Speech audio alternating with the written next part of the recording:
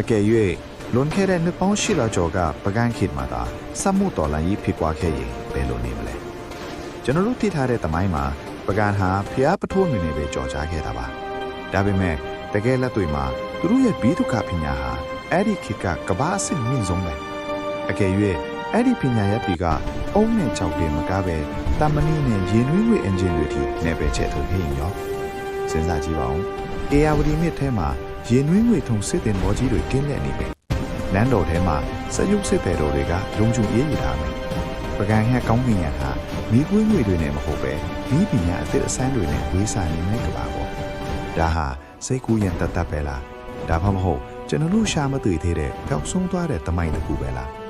တကယ်တော့ပကံသားတွေရဲ့ဦးနှောင်ဟာအခုခေတ်လူလူထက်တောင်ပိုပြီးစမ်းသစ်ခဲ့တာပါသူတို့စီမှာစိတ်ကူးစိတ်တန်တည်ရှိခဲ့တယ်ဒါပေမဲ့ဘယ်အရာကသူတို့ကိုရတန်စစ်ခဲ့တာလဲဒါမှမဟုတ်အဲ့ဒီနီးပညာတွေဟာအချိန်ရဲ့ဖုံမှုတွေအောက်မှာတကယ်ပဲနစ်မြုပ်နေတာလားတမိုင်းဆိုတာကျွန်တော်တို့ဖတ်ဖူးတဲ့အတိုင်းပဲဖြစ်ချင်မှာဖြစ်ပါလိမ့်မယ်သင်ရဲ့အမြင်ကိုကိုမမရေးပေးခဲ့ပါဦး